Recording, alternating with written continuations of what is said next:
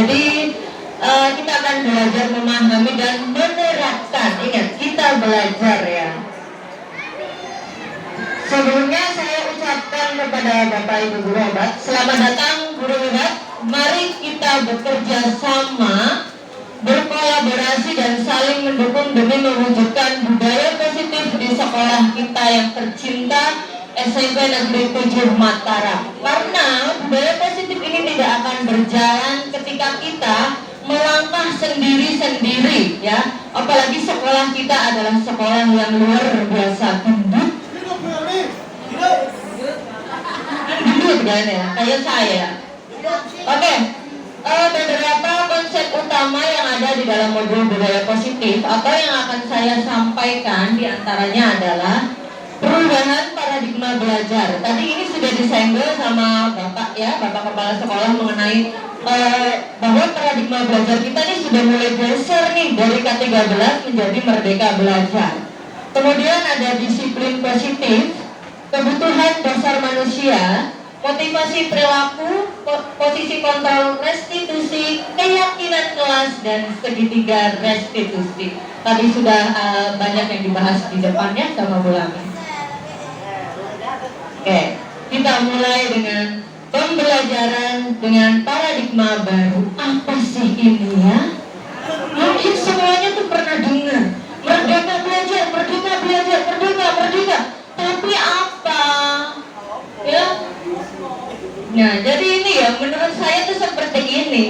Pembelajaran paradigma baru dirancang berdasarkan prinsip pembelajaran yang terdiferensiasi. Nah, ini mungkin bertanya-tanya, terdiferensiasi itu apa? Sehingga setiap siswa belajar sesuai dengan kebutuhan dalam tahap perkembangannya untuk mewujudkan profil belajar Pancasila. Ini yang saya garis merah, yang saya bold merah, itu yang kita gembar-gemborkan mulai dari penerimaan peserta didik baru tahun ini ya. Jadi mungkin sudah tidak asing bagi kelas 7, guru kelas 7-nya. Nah, bagi guru kelas 8, 9, mau tidak mau nanti akan dituntut juga untuk belajar apa itu Merdeka Belajar ya. Jadi tidak ada salahnya hari ini kita belajar bersama. Nah, ini disiplin positif. Selama ini kan kita paham bahwa disiplin itu menakutkan. Saya harus meninggalkan kebiasaan saya yang nyaman demi mengikuti aturan yang mungkin tidak membuat saya nyaman. Pasti seperti itu. Misalnya saya senang berangkat pukul 8, menyelesaikan tugas rumah dan tidak terburu-buru. Itu mungkin membuat saya tidak nyaman. Kalau saya harus berangkat pukul 7 begitu. Ya, tapi mau bagaimana lagi, itu aturan dan kita sudah menyepakatinya ketika saya menjadi PNS gitu ya. Saya berarti sudah harus menerima aturan-aturan yang berlaku dan diberlakukan kepada saya. Begitu pula ini untuk semua manusia ya, maksudnya untuk anak, untuk orang tua ataupun kita sebagai bapak guru hebat. Selanjutnya, sebagai pendidik, tujuan kita adalah menciptakan anak-anak yang memiliki disiplin diri sehingga mereka bisa berperilaku dengan mengacu pada nilai-nilai kebinekaan universal dan menjadi motivasi intrinsik bukan ekstrinsik. Intrinsik ini apa ya? Kalau guru bahasa Indonesia mungkin sudah kenal dekat.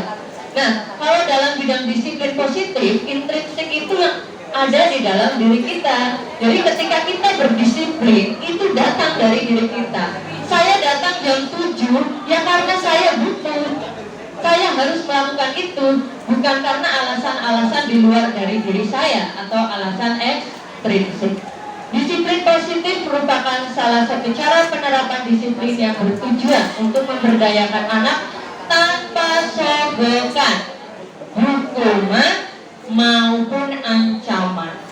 Ya, ini sekaligus saya mengingatkan diri saya sendiri. Ini sering saya lakukan, saya akui. Jadi kita sama-sama belajar ya. Kemudian ada kebutuhan dasar manusia. Kebutuhan dasar manusia itu ada 5: bertahan hidup, rasa kasih sayang dan rasa diterima, penguasaan, kebebasan, dan kesenangan. Sekarang saya mau tanya, Pak Hen mana Pak Hen? Kesenangan Pak Hen apa ya? Nyanyi. Ya, betul. Nah, Pak Hen senang nyanyi. Kalau Bu Lasmi senangnya apa, Bu? Masak. Kalau saya nanya satu persatu Bapak Ibu guru di ruangan ini, pasti punya kesenangan yang berbeda. Begitu pula anak didik kita Bapak Ibu. Ya, oh Pak Putu kesenangannya apa Pak Putu? Oh senang sama saya tuh kan beda lagi kesenangannya. Ya, iya. Jadi mungkin kita kalau di kelas itu sering dengar anak kita bersenandung, nyanyi lagu yang lagi ngehits gitu ya.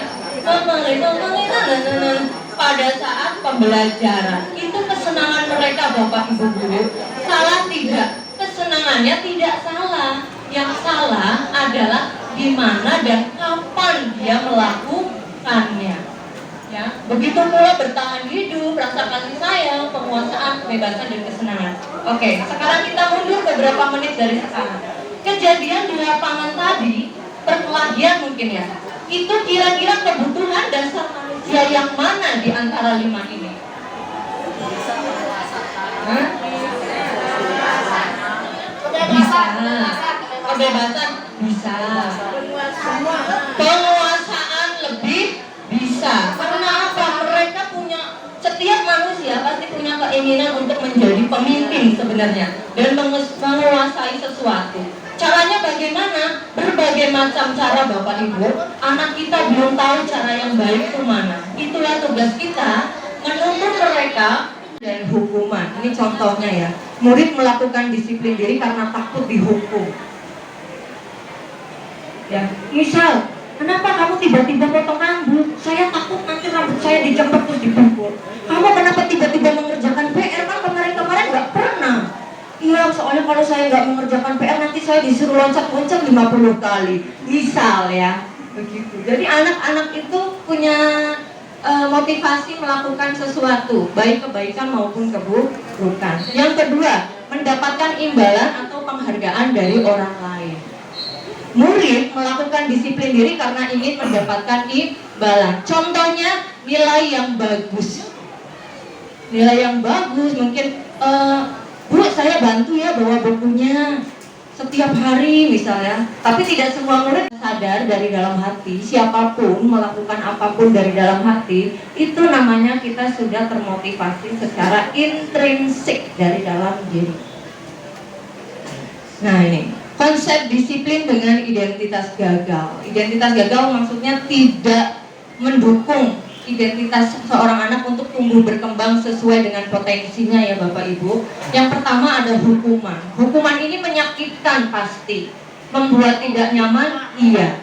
Murid menyembunyikan kesalahan? Iya. Jadi kalau dia salah, dia menyembunyikan kesalahannya, misal bawa HP. Kan takut dihukum, saya sembunyikan HP-nya.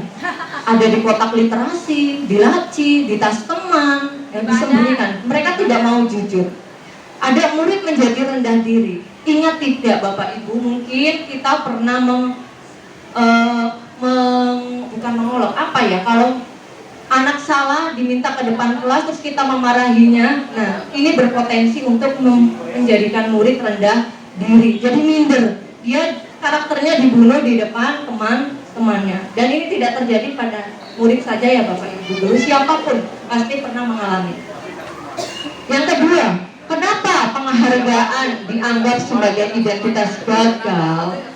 Karena ketika penghargaan dilakukan terus-menerus Bapak Ibu, ini akan tidak efektif. Anak akan melakukan sesuatu ya karena ada penghargaan. Ya, kemudian merusak hubungan maksudnya apa Bu Erni? Kok ada sifat iri segala rupa? Misalnya, pernah tidak Bapak Ibu guru memberikan reward di kelas, kemudian ada anak yang nyeletuk, Bu, saya kemarin juga bisa jawab, kok nggak dapat hadiah? Bu, kemarin saya juga jawab, kok hadiahnya cuma pulpen, sekarang kok buku? Gitu ya. Seperti itu maksudnya. Ada juga yang tidak berani mengungkapkan, dia hanya batin. Kok dia sering dikasih hadiah, aku nggak pernah ya. Gitu. Kemudian merampas hak untuk menghargai diri. Ketika anak melakukan sesuatu dengan imbalan, tentunya dia tidak menghargai dirinya sendiri. Kesadarannya hanya seharga imbalan itu. Dia tidak sadar apa yang dia lakukan dan manfaatnya untuk diri sendiri. Kemudian ada menghukum dengan sistem ranking. Bapak Ibu pasti tahu sistem ranking sekarang sudah dihapuskan. Karena itu kalau menurut saya memberikan tekanan batin bagi siswa maupun orang tua kelas. Apa itu keyakinan kelas? Coba kalau ada pertanyaan begini Pak Putu jawab ya. Sekarang saya tanya. Mengapa ada aturan menggunakan helm saat berkendara motor? Aduh, wajib pakai helm. Berarti kira-kira motivasi tindakan yang dilakukan Pak Putu ini karena apa? Karena wajib ya. Kira-kira ada efek apa kalau kita tidak pakai helm terus kita jatuh? Kecelakaan ya. Jadi kita meyakini bahwa kita nggak pakai helm, jatuh kepalanya kena aspal pasti terluka atau sakit. Nah itu kita sudah meyakini di dalam diri. Nanti kita tanya ke anak-anak, impian kelas kalian seperti apa, gitu ya. Kalau kalian tidak melaksanakan apa yang kita yakini, dampaknya apa? Tidak mengerjakan PR apa? Tidak piket apa, gitu ya. Siapa yang ganti lagi makanya?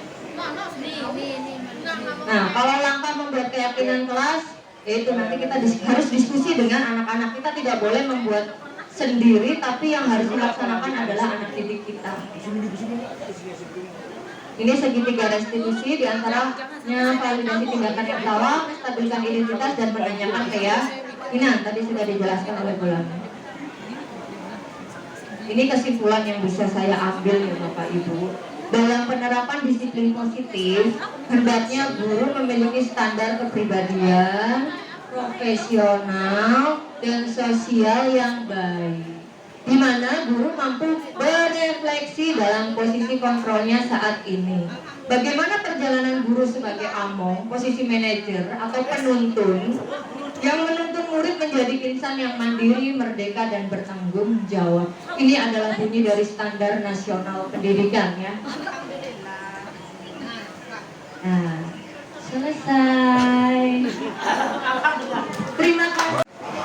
Tapi tadi ada beberapa poin kecil ya, mungkin yang bisa kita lakukan besok di sekolah kita. Tadi Bu Erni ya, dengan banyak gaya menyampaikan yang sepertinya kita juga betah mendengarnya sebetulnya. Cuman saya kita berikan waktu nggak lama memang. Kita punya anak-anak di kelas. Tadi di sana ada beberapa figur yang dicontohkan menjadi manajer, menjadi pemantau, menjadi guru, menjadi teman ya. Besok mohon yang dua ini action plan ya, aksi nyata di depan saya minta. Ibaratnya ini PPL kan begitu. Bagaimana Anda melakukan ini dengan tuntas di sekolah kita. Dan nanti kalau ini memang ada sebuah proposal, perencanaan begitu, kalau ini memang bisa kita lakukan, tentu kita melakukannya sama-sama. Nggak hanya di depan sana, nggak. Contoh ini. Nggak usah lah saya sebut Arayan, Gunasen, nggak usah. Yang apa ya, standar. Ada anak, beberapa kali mukanya nampak di situ. Gak pakai dasi. Kita berlaku tentu di sana sebagai pemantau boleh atau manajer ya, atau teman boleh ya. Nah, kenapa kamu lakukan ini? Sampai kapan kamu bisa menyelesaikan ini? Mungkin bulan ini Bu Maju mungkin heran. Sudah nanya kita sebagai pemantau atau manajer mungkin, nah kapan kamu pakai dasi? Kapan kamu tidak ada di sini lagi? Misalnya anak itu menjawab, Insya Allah minggu depan Bu, saya siap di sini selamanya. Bisa jadi loh Ibu ketemu lagi sama anak itu. Paham Bu ya? Karena ini kita lakukan di sana, memantau, melihat, menyambut anak-anak itu. Bagi yang jeli, yang punya kronologi catatan lengkap, pasti tahu seperti apa di depan itu. Nah, ketika sudah kita melakukan budaya positif dengan benar sebagai pemantau, bertanya yang baik-baik, nah jangan kamu lakukan ini. Tadi kita kan meraba, mengeksplor, nah kenapa kamu kok seperti ini? Kapan kamu lakukan dengan baik? Kapan kamu lengkap memakai atribut? Kalau anak ini siap menjawab, besok saya lakukan yang baik Bu. Nah, kalau masih lagi besoknya ketemu anak seperti itu, nah, ini kan Sudah chaos ini. Nggak ada yang bisa menyelesaikan ini. Gubernur pun nggak bisa. Yang bisa yaitu orang tua bersama sekolah, bersama anak ini. Ini loh. Ini kita punya benang merah, tapi nggak bisa memutuskan menyelesaikan. Siapa tahu dengan ada kegiatan seperti ini dari ibu-ibu berdua ini, besok ada solusi ya, ada solusi karena ini memang kegiatan dari materi dari TGB yang luar biasa. Insya Allah nanti kalau memang ini ditindak lanjut dengan baik, sekolah ini akan kita lakukan bersama-sama. Memang intinya Bapak Ibu yang real lah ya. Kalau anak telat datang ke sekolah, apa kaitannya dengan dihukum berlari-lari? Nggak ada. Kita masih banyak melakukan hal seperti ini. Bagaimana kita sekarang? Lebih baik kita mengarah ke teman-teman yang sudah upayakan ini dengan logika. Nah, apakah tidak kita kasih sanksi? Ya tadi beberapa hal sudah disampaikan kronologisnya, kita akan berwawancara sama anak itu seperti apa. Tapi mohon teman-teman yang dua ini sabar ya. Sekolah belum mempunyai konsep, belum mempunyai cara. Kalau anak nggak pakai dasi, nggak pakai sepatu yang baik, ini masih di tataran depan, kami masih bisa memberdirikan mereka di situ. Mohon maaf ya, kalau ini salah ya kami nanti minta solusi ke teman-teman berdua ini yang sedang melakukan istilahnya pengimbasan kegiatan itu. Mungkin itu Bapak Ibu. Sekali lagi mohon maaf, masih banyak pertanyaan sepertinya Bu Made dan Bu Erni ya. Iya, toilet ulang. Bisa jadi kita menjadikan ini sebuah program Bu, SMP kita, program khusus memang supaya kita banyak waktu untuk membahas ini. Dan bahkan kita nanti mempunyai buku pegangan, buku saku tentang disiplin positif. Bagaimana? Ya Bu ya? Bisa kan merencanakan ini? Bisa kan membuat sebuah produk disiplin positif untuk SMP 7 Mataram? Ya Bu ya? Insya Allah. Sekolah pasti akan memfasilitasi ini tentu dengan jaminan teman-teman akan melakukan. Jadi sayonara selamat tinggal kekerasan, baik dengan verbal maupun fisik. Siap ya? Apa saya belum siap? Saya masih sering ngomel. Kalau nggak ngomel saya gatel saya bisa. Kan begitu. Tapi kita memang harus segera segera mutasi Bu ya, dengan segera pindah dengan konsep-konsep yang lebih kekinian, lebih diterima dengan kementerian oleh orang-orang profesional di sana. Mungkin itu dari saya sebelum ditutup. Sekali lagi nanti ada forum lagi, boleh di grup kita. Kalau memang ngebet sekali ingin pertanyaan nanti ingin dijawab beliau berdua silakan. Sekian, terima kasih. Wassalamualaikum warahmatullahi wabarakatuh dan selamat siang. Waalaikumsalam warahmatullahi wabarakatuh. Dan tadi penutup dari Bapak Kepala Sekolah dan tutup acara ini dengan sama-sama membaca alhamdulillah. Alhamdulillah. Ditutup dengan pantun Ibu Dian dari Bekasi. Asik. Sekian dan terima kasih. Asik. Satu halaman kertas itu. Nah, akhirnya ditanya kenapa? Karena tidak kerjakan PR. Akhirnya dihukum seperti itu, di rumah suruh nulis dan ditandatangani orang tua. Nah, dengan pengalaman seperti itu, besoknya akan sadar dia. Dia lupa jam 10 malam bangun lagi, mau tidur bangun lagi. Kenapa? Ada tugas. Sehingga mengatakan tadi, apakah itu akan berubah? Tidak juga. Ini ada salahnya juga. Dan kita banyak teman-teman kita ketika ada tugas dan guru menagih ke siswa mana tugasnya tidak mengerjakan. Assalamualaikum warahmatullahi wabarakatuh. Waalaikumsalam. Dan selamat siang. Saya tertarik sekali dengan penyampaiannya. Saya ingat ketika saya mendengarkan sandiwara butir-butir pasir di laut. Dan sepertinya penyiar di radio. Terima kasih Bu Erni menghibur saya sehingga saya sempat menganga tadi itu. Saya kira Bu Erni nggak lihat saya, ternyata kelihatan di sana. Terima kasih. Saya ingin menambahkan sedikit dan teori ini bagus sekali, namun ada yang betul, ada yang tidak. Mengapa katakan tidak? Ketika tadi dikatakan bahwa anak dikasih hukuman suruh nulis sekian kali. Ini pengalaman anak saya sendiri. Ketika tidak mengerjakan PR,